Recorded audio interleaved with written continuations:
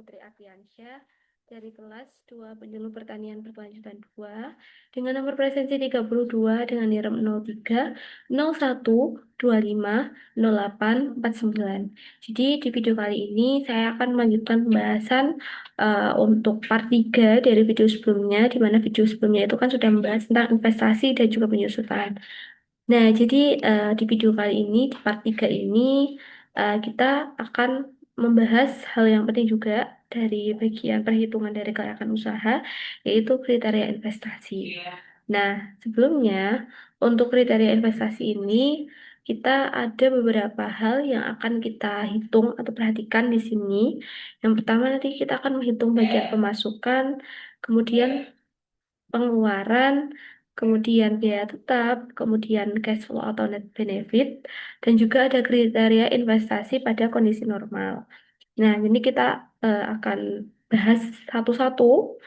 Jadi yang pertama di sini kita akan mulai dari yang paling atas terlebih dahulu, yaitu dari rincian. Nah, di rincian ini kan ada bagian pemasukan. Nah, di pemasukan nanti di lebih rinci lagi, itu ada hasil penjualan, kemudian jumlah panen, ada harga panen, dan nilai sisa aset. Jadi di sini kita akan menghitung mulai dari tahun ke nolnya sampai tahun ke limanya. Dan juga untuk sampai total ini ya. Jadi oke, kita mulai dulu perhitungan dari bawahnya sebelum kita rincikan gimana cara mendapatkan total dari pemasukan tersebut. Jadi yang pertama di sini hasil penjualan. Kita perlu mengingat hasil penjualan ini adalah eh, jumlah panen dikalikan dengan harga panen. Nah, jadi untuk jumlah panen itu sendiri adalah data yang telah kita peroleh atau kita temukan pada bagian standar budidaya tanam. Nah, ini standar budidaya tanam di sini C10 ya teman-teman. Karena besar di sini ya. Ini. Nah, untuk ini kemudian untuk harga panennya juga kita sudah diketahui sebelumnya pada data sebelumnya. Nah, kemudian untuk tahun pertama sampai tahun kelima itu sama, jadi kita tinggal tarik aja untuk keduanya ini. Ini tinggal tarik aja, sesuai hasilnya itu sama.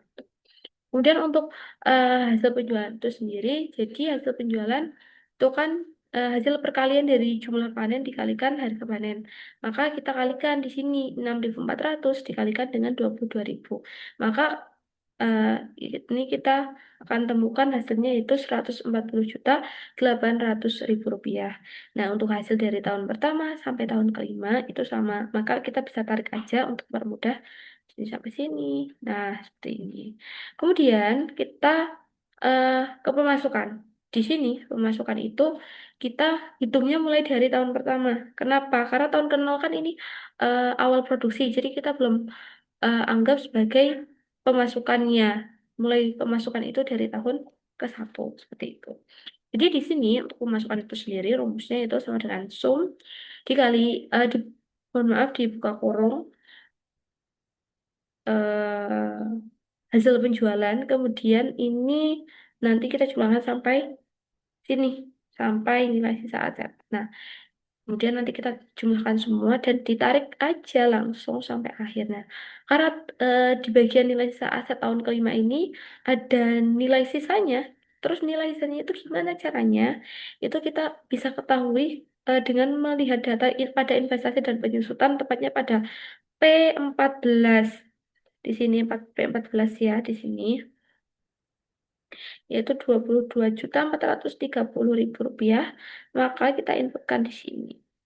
Nah, seperti ini. Kemudian untuk eh, hasil pemasukannya seperti ini untuk tahun pertama sampai tahun kelima. Baik, selanjutnya untuk perhitungan pengeluaran. Nah, pengeluaran ini ada beberapa hal yang akan kita hitung nanti sebelumnya. Untuk pengeluaran ini kita juga diketahui untuk investasi dan biaya variabelnya. Jadi biaya variabel itu nanti ada macam-macam jenisnya. Nah, sebelum masuk ke biaya variabel dari biaya investasi itu sendiri, ini ini adalah biaya investasi yang kita peroleh dari mana? Dari investasi dan penyusutan pada perhitungan sebelumnya, tepatnya pada kolom G14. Jadi kita langsung masukkan aja di sini. Karena biasanya investasi itu kan dimulai dari tahun ke-0. Kemudian kita bisa tarik aja sampai tahun ke-5. Nah, kemudian untuk biaya variabelnya di sini itu sendiri itu adalah perhitungan dari eh, sama dengan saham. Kemudian ini adalah biaya ini 16, kemudian ditambahkan dengan pengemasan hasil ini, kemudian ditambahkan lagi dengan benih, kemudian ditambahkan lagi. Pokoknya kita semua ini sampai setiap tiap biaya variabel tenaga kerja nanti dijumlahkan, material dijumlahkan seperti itu. Nanti kita akan temukan hasilnya segini karena biasanya itu untuk biaya variabel dari tahun pertama sampai tahun kelima itu sama, maka bisa kita tarik aja untuk pengerjaan. Nah, terus habis itu kita bisa langsung aja. Oh ya, fun fact adalah di sini tenaga kerja ini kita harus menyesuaikan kegiatan yang sebelumnya udah kita masukkan dari pengolahan lahan sampai pengemasan hasil. Kemudian untuk materialnya juga kan tadi kita sudah mencari tahu. Nah, kita eh, ada juga diketahui juga kan pada soal. Jadi kita tinggal masuk aja di sini. Kemudian nanti setiap ini kita sesuaikan lagi dengan data-data sebelumnya yang sudah kita peroleh nih. Seperti ini contohnya pengolahan. Tadi kan udah kita cari ini. Ini udah kita cari berapa. Nah, kita temukan di sini berarti pada standar budidaya tanam H17. Kemudian untuk yang buatan bedengan ini pada H18. Kemudian ini yang 19 sampai seterusnya. Nah, untuk tahun pertama sampai kelima itu jumlahnya atau nilainya itu sama. Maka kita bisa langsung aja nih samakan. Nah, seperti ini. Oke, satu-satu. Kemudian untuk total 5 tahun dari bagian tenaga kerja. Nah, ini berarti nanti kan adalah sama dengan sum dari ini dari tahun pertama sampai tahun kelima kita langsung masukkan dan untuk investasi sama variabel juga sama ya teman-teman di sini kemudian kita bisa lanjut aja ke bagian material. Nah, karena tadi materialnya ada kurang lebih 1, 2, 3, 4, 5, 6, 7, ada 10 ya, di sini ada 10 material. Jadi kita udah ketahui juga nih masing-masing ini. Data diperoleh dari bagian standar budidaya tanam. Nah, ini contohnya benih cabai rawit ini diperoleh dari eh, data standar budidaya tanam pada kolom H30. Selanjutnya kita harus menyesuaikan juga dari setiap data ini. Pastikan tidak ada yang salah. Karena kan nanti apabila salah, maka perhitungannya juga akan salah. Kemudian untuk tahun-tahun selanjutnya juga ini kan sama. Jadi kita caranya masih sama aja. Gini, biar simpel dan juga mempermudah serta efisiensi waktu. Nah, jika udah selesai, maka kita lanjut untuk menghitung totalnya untuk 5 tahunnya masih sama. Sama dengan sum dari tahun pertama ini, misal dari benih cabai rawit tahun pertama pada kolom E25, tahun ke-0, mohon maaf, tahun ke-0, itu nanti kita masukkan sampai tahun ke-5. Nah, untuk dari benih bibit cabai rawit merah itu, kita peroleh nih totalnya sebesar 36 juta. Nah, untuk pupuk, maaf, untuk mulsa plastik itu 32.200.000, kemudian untuk pupuk kandang matang 30 juta, kemudian pupuk NPK sebesar 37.500.000, kemudian untuk pupuk KN03 itu 16.800.000, kemudian dolomit sebanyak 4.800.000, kemudian pestisida 22 juta, tali atau ajir sebesar eh, ini 12.500.000 sampai seterusnya. Nah, selanjutnya kita akan menghitung dulu biaya tetapnya di sini.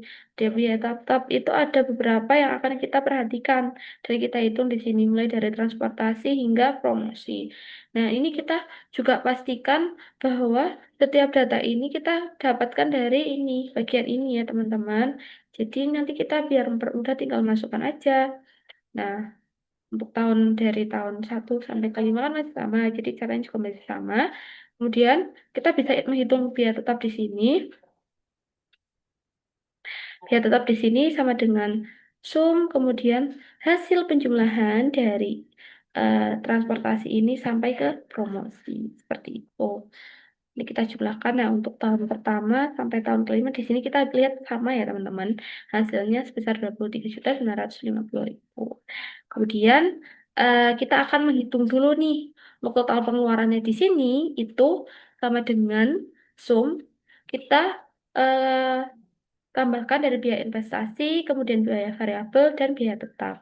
Maka diperoleh untuk pengeluaran itu sebesar 82.950. Untuk tahun pertama, ini kita bisa geser aja sih lebih menyesuaikan sampai tahun kelima seperti itu.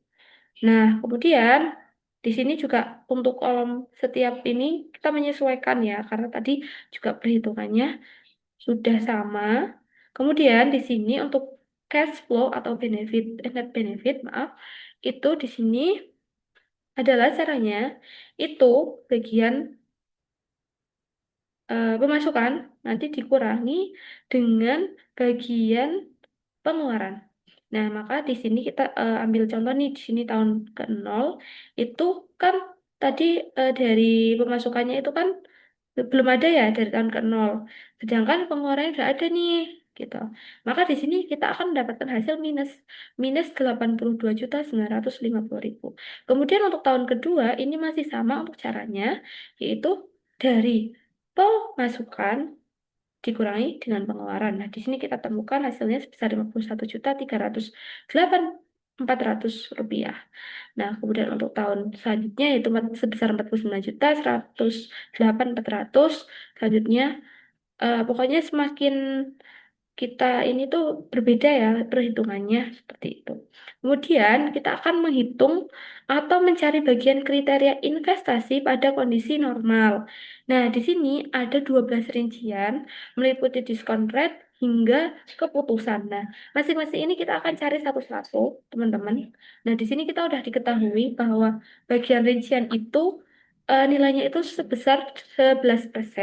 Kemudian untuk diskon faktor kita bisa cari di sini dengan cara yaitu sama dengan 1 dibagi buka kurung 1 ditambah dengan diskon rate atau di sini kita udah ketahui 11%.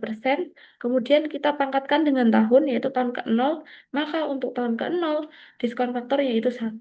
Nah, ini kita bisa langsung aja sebenarnya untuk memperoleh dan mempersingkat waktunya sampai tahun kelima nih seperti ini. Tapi ini apa namanya?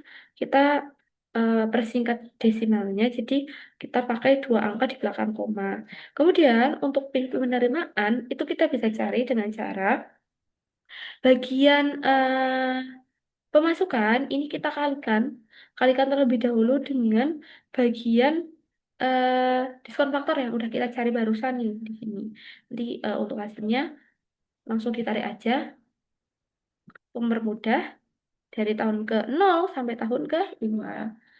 Ini. Kemudian untuk PV biaya itu kita bisa masukkan dengan rumus bagian pengeluaran dikali dengan diskon faktor. Nah, maka kita akan ketemu di sini hasilnya untuk tahun ke-0 82.950 dan seterusnya hingga tahun ke-5. Ini juga bisa kita tarik aja garisnya dari tahun ke-0 sampai tahun ke-5 untuk mempermudah di sini. Nah, kemudian untuk PV net benefit itu juga kita peroleh dari hasil perkalian, di mana hasil perkaliannya itu dari cash flow atau net benefit kita kalikan dengan diskon faktor. Maka kita di sini bisa menemukan hasilnya ya karena di tahun ke-0 tadi belum ada pemasukan, maka di sini kita anggap minus sebesar 82.950.000 rupiah. Kita tarik aja langsung hingga tahun ke-5. Kemudian untuk NPV. Nah, NPV di sini itu kita bisa cari dengan cara gimana? Dengan cara memasukkan rumus sama dengan NPV, buka kurung, kita masukkan diskon rate-nya 11% ini, kemudian dijumlahkan dengan eh, cash flow net benefit tahun pertama, kemudian hingga tahun ke-5. Kemudian setelah itu tutup kurung dan selanjutnya kita bisa tambahkan eh, cash flow atau net benefit pada tahun ke-0. Nah, maka kita akan menemukan untuk nilai NPV-nya itu sendiri adalah sebesar 96.847.295 rupiah. Kemudian di sini kita akan mencari gross PC. Nah, gross PC ini eh, adalah perhitungannya itu sama dengan sum. Kita cari bagian dari PV penerimaan nanti dari tahun ke-0 sampai tahun ke-5 dijumlahkan, kemudian dibagi dengan sum eh, PV biaya dari tahun ke-0 sampai tahun ke-5, maka kita akan mendapatkan hasilnya yaitu sebesar rasionya 2. Kemudian untuk net PC-nya itu kita bisa cari dengan cara eh, sama. Di sini kita harus menjumlahkan dulu, tapi di sini bagian yang dijumlahkan itu adalah eh, benefit ya di sini. Ini bagian dari yang tahun pertama sampai tahun ke-5 aja, karena yang bagiannya nggak minus, kemudian bagi dengan ABS, ini adalah E54 di mana ini yang hasilnya minus. Kenapa kita perlu menggunakan ABS agar tidak error hasilnya? Nah, maka nanti kita akan ketemu hasilnya sebesar rasionya itu 2 atau net bisinya itu 2. Kemudian untuk bagian IRR itu kita bisa cari dan memasukkan rumus sama dengan IRR cash flow ya ini cash flow dari eh, tahun pertama, mohon maaf dari tahun ke-0 sampai tahun ke-5 seperti itu. Maka kita nanti akan ketemu hasilnya sebesar 51%.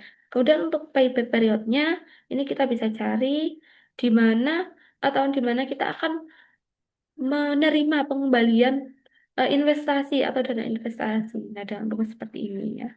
Kemudian maka kita akan temukan pada tahun 4 tahun.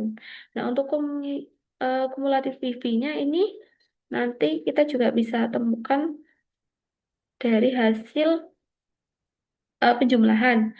Kalau ini berarti hasil penjumlahan dari E60, di mana E60 itu kan adalah nilai dari tahun ke-0 yang minus ditambahkan dengan eh cash flow dari tahun pertama. Nah, nanti ini menyesuaikan kalau tahun kedua kedua, tahun ketiga tiga, keempat keempat, dan kelima kelima hingga seperti itu. Nah, jadi untuk penjelasan bagian kriteria investasi cukup sekian dan saya ucapkan terima kasih apabila masih banyak sekali kekurangan. Mohon maaf. Wassalamualaikum warahmatullahi wabarakatuh.